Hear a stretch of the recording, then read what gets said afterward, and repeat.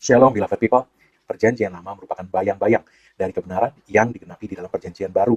Karena itu, setiap pengajaran dari perjanjian lama perlu membawa keluar kebenaran perjanjian baru dari pengajaran tersebut. Kita perlu dapat melihat Kristus dan karya penebusannya, serta apa yang sudah dia selesaikan dan sediakan lewat karya penebusannya itu untuk kita dalam setiap pengajaran perjanjian lama. Bapak Ibu sekalian kasih Tuhan, kali ini kita akan melihat apa yang firman Tuhan mau tunjukkan kepada kita dalam peristiwa di Keluaran 17 ayat 1 sampai 6. Firman Tuhan mengatakan demikian. Kemudian berangkatlah segenap jemaat Israel dari padang gurun Sin, berjalan dari tempat persinggahan ke tempat persinggahan sesuai dengan titah Tuhan. Lalu berkemahlah mereka di Rafidim, tetapi di sana tidak ada air untuk diminum bangsa itu. Jadi mulailah mereka itu bertengkar dengan Musa. Kata mereka, berikanlah air kepada kami supaya kami dapat minum.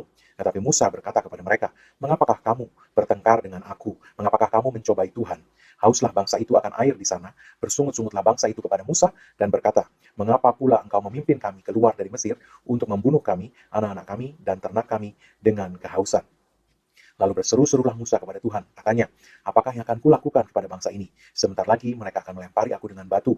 Berfirmanlah Tuhan kepada Musa, berjalanlah di depan bangsa itu, dan bawalah serta engkau beberapa orang dari antara para tua-tua Israel.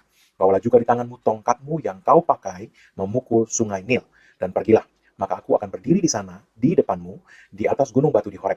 Haruslah kau pukul gunung batu itu, dan dari dalamnya akan keluar air, sehingga bangsa itu dapat minum. Demikianlah diperbuat Musa di depan mata tua-tua Israel. Bapak Ibu sudah dikasih Tuhan, tongkat Musa adalah tongkat penghukuman. Dengan tongkatnya, Musa memukul sungai Nil dan sungai Nil beserta semua air di Mesir menjadi darah. Dengan tongkat itu juga, Musa sesuai perintah Tuhan mendatangkan berbagai tulah penghukuman atas Mesir karena ketegar tengkukan Firaun yang tidak mau melepaskan orang Israel dari perbudakan di Mesir. Tuhan dikatakan berdiri di depan Musa saat Musa diperintahkan Tuhan untuk memukul gunung batu itu. Jadi Tuhan ada di antara gunung batu dan Musa, sementara Musa diperintahkan memukul gunung batu itu. Dengan kata lain, sebelum mengenai gunung batu, ada Tuhan di depan Musa. Dan ini adalah gambaran bahwa ketika hukuman ditimpakan, ada seseorang yang seharusnya tidak menerima hukuman, tapi menerima hukuman itu untuk kita, yang sebenarnya adalah hukuman yang seharusnya kita tanggung karena dosa. Gambaran dari peristiwa ini menunjukkan kepada kita apa yang Yesus Kristus telah selesaikan bagi kita di kayu salib. Dia menanggung hukuman untuk kita. Yesus Kristus melakukan ini untuk kita. Yesus digambarkan di sini sebagai pribadi yang berdiri di antara gunung batu dan Musa. Dan di sana dia menerima pukulan itu. Dan ketika Musa memukul bukit batu, maka air keluar. Yesaya menubuatkan hal ini. Mari kita lihat Yesaya 53 ayat 4 sampai 5. Dikatakan, tetapi sesungguhnya penyakit kitalah yang ditanggungnya dan kesengsaraan kita yang dipikulnya. Padahal kita mengira dia kena tulah, dipukul dan ditindas Allah. Jadi ini perintah Allah untuk Musa memukul gunung batu. Akan tetapi kemudian Allah berdiri di antara Musa dan gunung batu. Jadi ini adalah gambaran bahwa keadilan Allah menuntut hukuman atas dosa, akan tetapi kasih Allah yang begitu besar menempatkan dirinya sendiri untuk menanggung buat kita hukuman yang seharusnya kita tanggung. Dikatakan, tetapi dia tertikam oleh karena pemberontakan kita. Dia diremukkan oleh karena kejahatan kita. Ganjaran yang mendatangkan keselamatan bagi kita ditimpakan kepadanya. Dan oleh bilur-bilurnya kita menjadi sembuh. Ketika gunung batu dipukul, air keluar. Itulah yang Yesus lakukan untuk kita. Tidak ada air, tidak ada kehidupan kalau tidak ada air. Yang ada hanya kekeringan. Akibat kejatuhan manusia tidak ada lagi kesuburan Eden. Manusia terusir dari Eden dan kutuk itulah yang kemudian menjadi bagian dari manusia karena jatuh dalam dosa. Kejadian pasal 3 ayat 17 sampai 18 mengatakan, dengan bersusah payah engkau akan mencari rezekimu dari tanah seumur hidupmu. Semak duri dan rumput duri yang akan dihasilkannya bagimu. Kering, tidak ada berkat. Ini gambaran dari kehidupan di mana tidak ada berkat lagi sebab manusia sudah jatuh dalam dosa dan tidak lagi layak diberkati. Semua sudah berdosa dan kehilangan kemuliaan Allah. Roma pasal 3 ayat 23 mengatakan. Dan sebagai Allah yang adil, saya katakan sekali lagi, dia harus menghukum dosa. Tapi karena begitu besar kasih Allah kepada kita, maka dia memberikan dirinya sendiri untuk menanggung hukuman yang seharusnya kita tanggung. Sehingga sekarang akibatnya, ya gunung batu dipukul, air keluar. Akibat dari penebusan Yesus, air kehidupan, berkat-berkat sorgawi, supply supranatural, dapat mengalir kepada kita dan memberkati hidup kita. Haleluya. Yohanes 7 ayat 38 mengatakan, barang siapa percaya kepadaku, kata Yesus, seperti yang dikatakan oleh kitab suci, dari dalam hatinya akan mengalir aliran-aliran air hidup. yang percaya kepada Yesus, maka dari dalam hatinya ya mengalir sekarang aliran-aliran air hidup. 2 Korintus 5 ayat 21 mengatakan dia yang tidak mengenal dosa telah dibuatnya menjadi dosa karena kita, supaya di dalam dia kita dibenarkan oleh Allah. Jadi Yesus Kristus telah menanggung apa yang seharusnya kita tanggung, sehingga tidak ada penghukuman lagi. Yang ada sekarang buat kita adalah seperti yang Galatia 3 ayat 13-14 katakan, Kristus telah menebus kita dari kutuk hukum Taurat dengan jalan menjadi kutuk karena kita. Sebab ada tertulis, terkutuklah orang yang digantung pada kayu salib. Yesus Kristus telah membuat ini supaya di dalam dia berkat Abraham sampai kepada bangsa-bangsa lain. Haleluya. Karena Yesus telah dipukul dengan hukuman yang harusnya kita tanggung. Tongkat penghukuman Musa memukul bukit batu, di mana di depannya berdiri Tuhan sendiri. Maka air kehidupan mengalir. Berkat-berkat mengalir karena penebusan Kristus. Dan air kehidupan itu dapat memuaskan dahaga kita, melenyapkan kehausan kita, dan memenuhi segala kebutuhan kita. Bapak Ibu Saudara yang kasih Tuhan, memberitakan penghukuman hanya memperkeras hati Firaun. Tiap kali Musa datang, memberitakan penghukuman, tulah demi tulah demi tulah, Firaun tidak bergeming. Dia makin mengeraskan hatinya dan tidak melepaskan orang Israel. Sampai akhirnya darah anak domba dicurahkan. Darahlah yang membawa kelepasan. Darahlah yang pada akhirnya membawa kelepasan bagi orang Israel. Jadi kasih Allah itulah yang membawa kemerdekaan, penebusan, kelepasan buat kita. Di dalam darah anak domba kita menerima kelepasan kita. Dari penebusan Kristus maka mengalir berkat. Adalah kebaikan Allah yang menuntun kepada pertobatan. Roma pasal 2 ayat 4 katakan, the goodness of God leads you to repentance. Kebaikan Tuhan menuntun kamu kepada pertobatan. Kita melihat penggenapan dari apa yang dilakukan Musa terhadap gunung batu tadi dalam Yohanes 19 ayat 34. Dikatakan, tetapi seorang dari antara prajurit itu menikam lambungnya, lambung Yesus, dengan tombak, dan segera keluar darah dan air. Darah bicara penebusan. Air bicara kehidupan, sebab di mana tidak ada air, saya katakan tadi tidak bisa ada kehidupan. Air membawa kehidupan. Dan ini menunjukkan bahwa kita ditebus dari kematian, masuk ke dalam kehidupan, sebab darah Yesus Kristus dicurahkan untuk menggantikan kita. Ketika kita menerima Yesus, Sang Firman yang hidup, maka air kehidupan yang keluar dari lambung Yesus mengalir kepada kita. Bapak Ibu Saudara yang kasih Tuhan, apa yang Yesus lakukan, dia menanggung pukulan yang seharusnya dipukulkan kepada kita, maka kemudian air kehidupan mengalir kepada kita. Kita tidak lagi di bawah penghukuman. Kita sekarang di bawah aliran air berkat kehidupan dan berkat kelimpahan dari Yesus. Sang Firman, Yesus Kristus, mengalirkan air kehidupan dari lambungnya kepada kita. Mazmur 1 ayat 2-3 mengatakan, tetapi yang kesukaannya ialah Taurat Tuhan, Firman Tuhan, dan yang merenungkan Taurat itu siang dan malam. Ia seperti pohon yang ditanam di tepi aliran air. Jadi ada firman, ada air. Dan orang yang merenungkan firman itu, dia seperti pohon yang ditanam di tepi aliran air. Dia ada di dalam aliran berkat Tuhan. Apa yang terjadi? Seperti pohon yang ditanam di tepi aliran air, yang menghasilkan buahnya pada musimnya, dan yang tidak layu daunnya. Apa saja yang diperbuatnya berhasil. Air itu membawa kehidupan dan berkat atas hidup kita, kesehatan kita, keluarga kita, masa depan kita, keuangan kita, bahkan seluruh area kehidupan kita. Lewat firman, kita mengetahui, kita jadi tahu warisan kita, milik kita di dalam Kristus. Karena apa yang Yesus Kristus lakukan, maka air mengalir. Tapi firman, Sang Firman yang hidup, firman yang tertulis, itu memberitahu kepada kita apa yang sekarang mengalir karena penebusan Yesus. Tanpa mengetahui, tidak ada kemerdekaan. Kamu akan mengetahui kebenaran, dan kebenaran itu akan memerdekakan kamu. Kebenaran yang diketahui memerdekakan kamu. Jadi tanpa kebenaran, kita ketahui mengenai apa yang sudah Yesus Kristus sediakan, musuh bebas untuk mencuri atau menyembunyikan itu dari kita. Tapi firman Tuhan mengalirkan pengertian, pengetahuan, pengenalan akan warisan kita, milik kita, yang menjadi bagian kita karena penebusan Yesus. Lewat firman juga mengalir iman. Sebab firman Tuhan dalam Roma 10 ayat 17 mengatakan, iman timbul dari pendengaran akan firman Kristus. Firman Kristus memberikan iman ke dalam hati kita, keberanian, mempercayai bahwa apa yang sudah disediakan Allah, itu memang sudah diberikan Allah. Itu memang adalah warisan kita di dalam Kristus. Firman Tuhan memberikan keberanian percaya. Sebab lewat firman Tuhan, wilayah yang tadinya gelap, di mana tadinya kita masih ragu, belum yakin, belum pasti, apakah ini memang milik saya atau tidak, itu diterangi sehingga tidak ada wilayah gelap lagi di dalam hati kita. Kita tahu dengan pasti, kita tahu dengan terang bahwa hal itu, berkat itu sudah dianugerahkan Allah kepada kita karena Kristus. Air kehidupan sudah mengalir karena Kristus sudah menanggung hukuman untuk kita. Mazmur 119 ayat 130 mengatakan bahwa dan pengertian datang lewat firman Tuhan.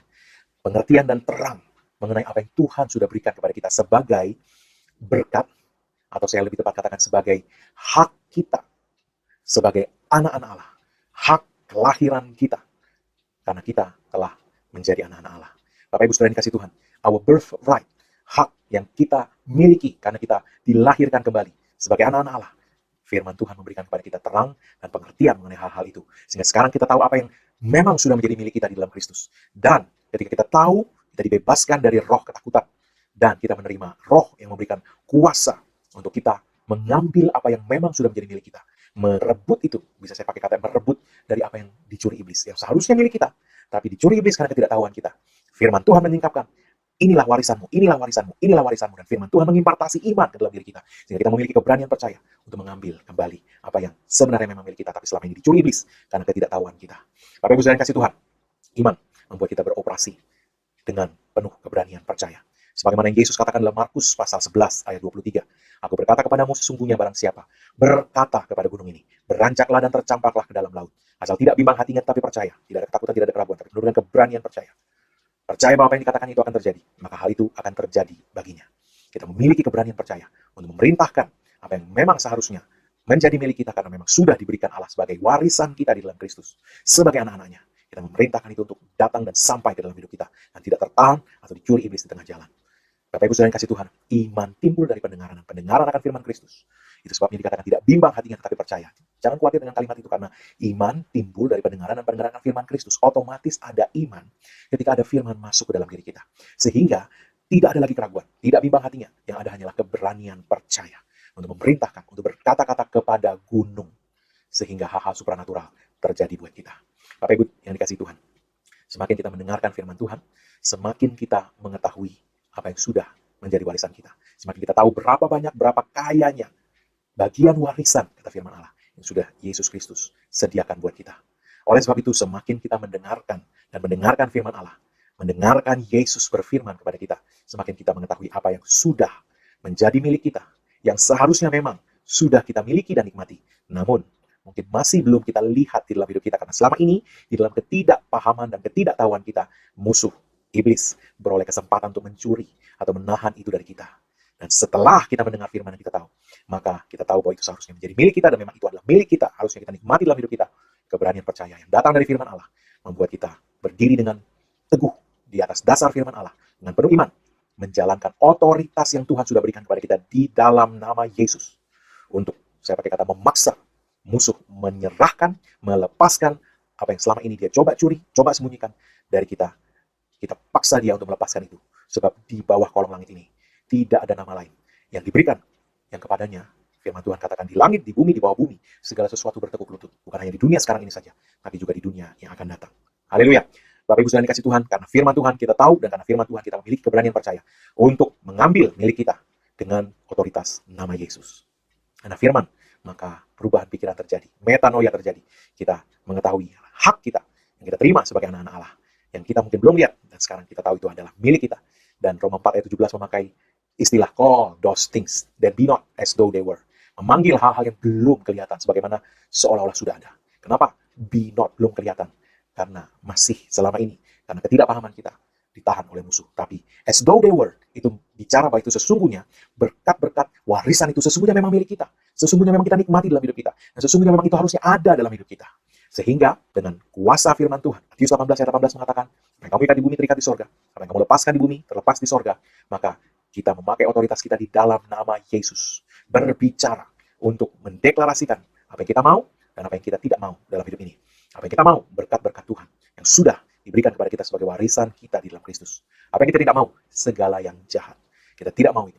Dan dengan nama Yesus, dengan otoritas firman Tuhan, apa yang kamu ikat di bumi terikat di sorga, apa yang kamu lepaskan di bumi terlepas di sorga, maka kita melepaskan perintah, perkataan yang memberikan izin atau tidak memberikan izin pada hal-hal yang kita mau atau tidak mau dalam hidup ini.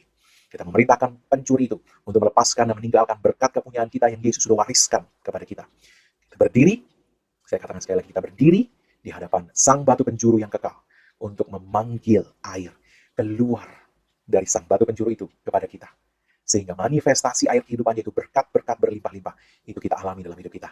Saya katakan, Kita berdiri di depan batu penjuru kekal itu, yaitu Yesus Kristus, dan bicara. Tidak lagi memukul, tapi bicara. Ini digambarkan dalam peristiwa kekeringan kedua, di mana Musa kali ini tidak diperintahkan oleh Tuhan untuk memukul lagi bukit batu, melainkan hanya berbicara di hadapannya. Ini kejadian yang berbeda dari yang pertama kita baca. Tadi ada di Keluaran, yang ini ada di Bilangan. Pasal 20 ayat 1-12. Anda perhatikan. Kemudian sampailah orang Israel, yakni segenap umat itu, ke padang gurun Zin dalam bulan pertama, lalu tinggallah bangsa itu di Kadesh. Matilah Miriam di situ dan dikuburkan di sana. Peristiwa pertama itu terjadi di Rafidim. Tapi peristiwa kedua ini terjadi di Kadesh.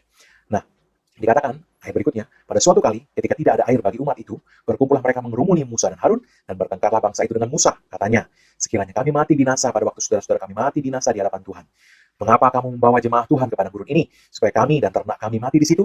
Mengapa kamu memimpin kami keluar dari Mesir untuk membawa kami ke tempat celaka ini, yang bukan tempat menabur, tanpa pohon ara, anggur, dan delima, bahkan air pun tidak ada? Maka pergilah Musa dan Harun. Tadi cuma Musa, sekarang ada Harun. Pergilah Musa dan Harun dari umat itu ke pintu kemah pertemuan lalu sujud. Kemudian tampaklah kemuliaan Tuhan kepada mereka. Tuhan berfirman kepada Musa, ambillah tongkatmu itu, dan engkau dan Harun kakakmu harus menyuruh umat itu berkumpul. Katakanlah di depan mata mereka. Apa? Katakanlah di depan mata mereka. Ya, diperintahkan Tuhan untuk bicara kepada bukit batu, tidak dipukul. Katakanlah di depan mata mereka kepada bukit batu itu, supaya diberi airnya.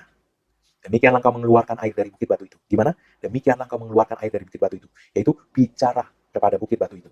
Demikianlah engkau mengeluarkan air dari bukit batu itu bagi mereka, dan memberi minum umat itu serta ternaknya. Lalu Musa mengambil tongkat itu dari hadapan Tuhan, seperti yang diperintahkan Tuhan kepadanya. Ketika Musa dan Harun telah mengumpulkan jemaah itu di depan bukit batu itu, berkatalah ia kepada mereka, dengarlah kepadaku, hai orang-orang durhaka. Perhatikan di sini. Musa tidak disuruh bicara kepada orang Israel.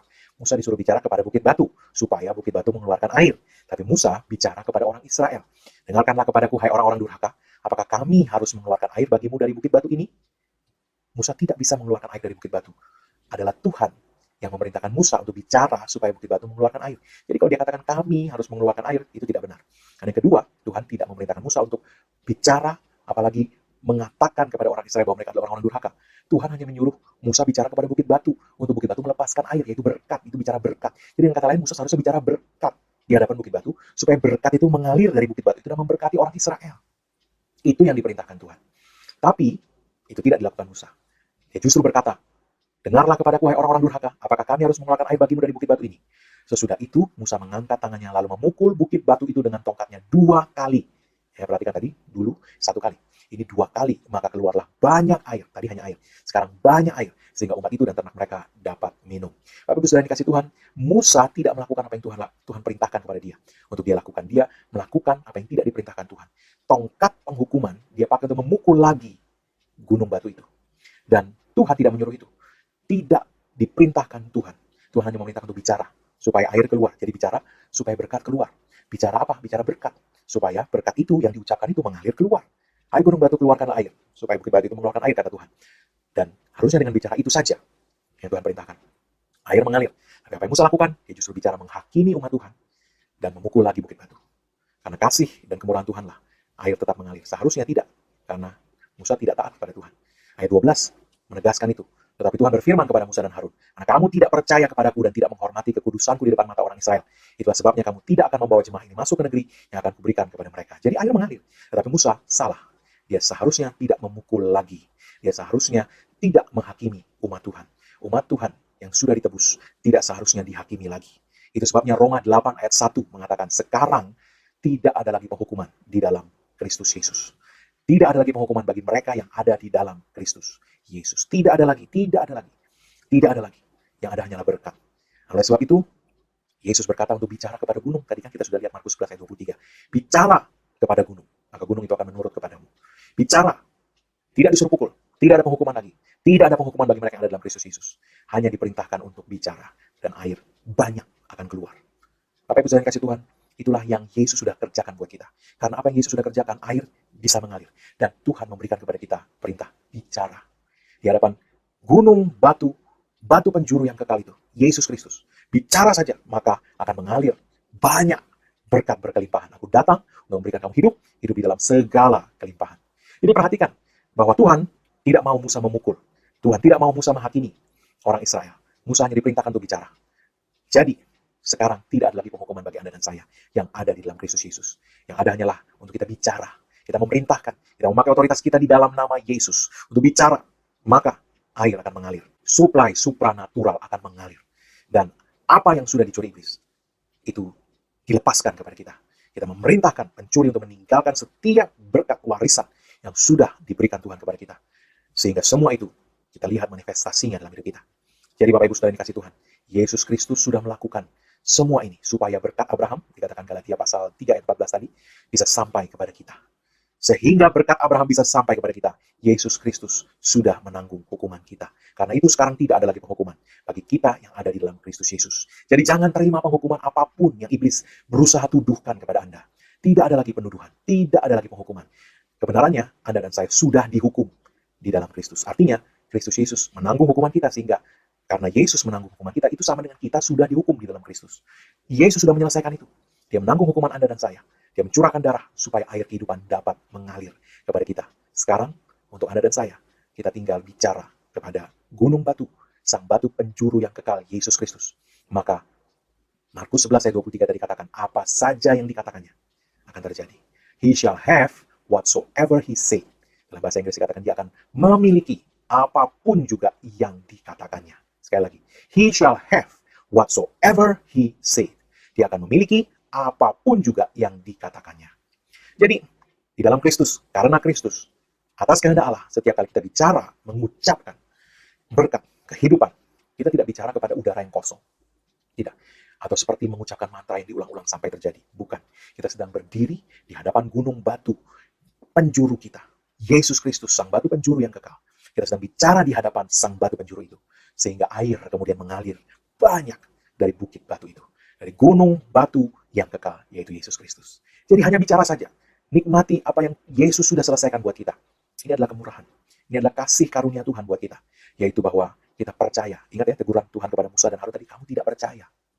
Disuruh bicara pada gunung batu, tidak bicara. Tapi memukul. Mungkin karena dulu aku pukul keluar air. Mungkin, saya tidak tahu dengan pasti, itu tidak dijelaskan. Tapi jelas-jelas firman Tuhan berkata, kamu tidak percaya. Dan kita lihat, karena Musa tidak percaya, dia tidak bicara kepada gunung batu itu. Dia malahan bicara kepada umat Israel. Dan bicaranya penghukuman. Tuhan tidak menyuruh dia bicara penghukuman kepada orang Israel. Tuhan suruh dia bicara kehidupan kepada gunung batu. Tapi karena tidak percaya. Karena tidak percaya. Musa tidak bicara. Sekarang, buat Anda dan saya, karena Yesus Kristus sudah dipukul untuk kita. Darahnya sudah dicurahkan bagi kita. Bagi kita, ada kasih karunia Tuhan untuk kita percaya saja dan bicara. Tidak bimbang hatinya tapi percaya. Bicara kepada gunung. Itu yang Yesus bilang kan. Maka air akan mengalir dengan berlimpah-limpah. Air kehidupan, berkat-berkat ilahi, warisan ilahi kita di dalam Kristus. Mengalir banyak, memberkati seluruh segi kehidupan kita. Suplai supranatural, mengalir berkelimpah-limpah dalam segala bidang untuk kita nikmati. Haleluya. Itu adalah warisan kita di dalam Kristus sebagai anak-anak Allah. Jadi terima kasih karunia ini, terima kemurahan Tuhan ini, terima kebaikan Tuhan ini. Sekarang tidak ada lagi penghukuman bagi kita yang ada di dalam Kristus Yesus. Yang ada sekarang adalah iman dan bicara. Ucapkan dan terimalah kasih dan kelimpahan yang Allah sudah berikan kepada kita. Mengalir, mengalir dan mengalir. Memberkati seluruh segi kehidupan kita di dalam Kristus. Haleluya. Amin. Bapak Ibu Saudara yang kasih Tuhan, sebelum kita menerima doa berkat, saya mau berdoa untuk setiap kebutuhan, maupun untuk setiap orang yang sedang sakit. Saya mau berdoa untuk Anda semua, oleh sebab itu mari buka kedua tanganmu di dalam nama Yesus. Aku berbicara atas setiap kebutuhan yang dimiliki oleh setiap anak-anak Tuhan. Semua yang mendengarkan pemberitaan firman iman ini. Dalam nama Yesus. Allahku menyediakan segala kebutuhanmu menurut kekayaan dan kemuliaannya dalam Kristus Yesus. Oleh sebab itu aku berkatakan bahwa segala kebutuhanmu dipenuhi Tuhan menurut kekayaan dan kemuliaannya dalam Kristus Yesus. Dalam nama Yesus. Dan dalam nama Yesus, iblis, angkat segala tipu muslihatmu dan tinggalkan anak-anak Tuhan ini, setiap orang yang mendengar pemberitaan firman iman ini, dan lepaskan cengkramanmu terhadap segala warisan mereka sebagai anak-anak Allah. Kamu tidak boleh mencuri lagi dari hidup mereka. Dalam nama Yesus, menyingkir daripada mereka.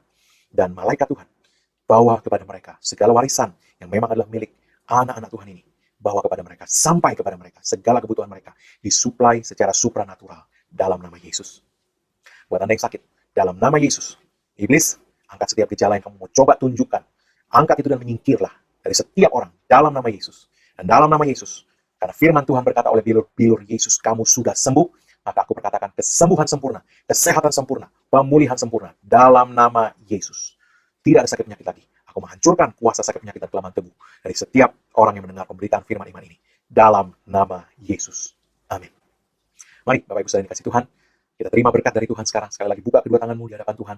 Terimalah berkat dari Tuhan. Karena apa yang Yesus Kristus telah kerjakan bagi kita di kayu salib, karena curahan darahnya, karena penebusannya sempurna. Maka sekarang tidak ada lagi penghukuman bagi setiap orang yang ada dalam Kristus Yesus. Engkau telah ditebus, harganya telah dibayar lunas. Oleh sebab itu, tidak ada lagi kutuk berlaku dalam hidupmu. Yang ada hanyalah berkat berlimpah-limpah memberkati engkau dalam segala hal. Oleh berkat Tuhan itu engkau naik terus, tidak turun, kau jadi kepala bukan ekor. Apa yang tanganmu dibuat Tuhan berhasil.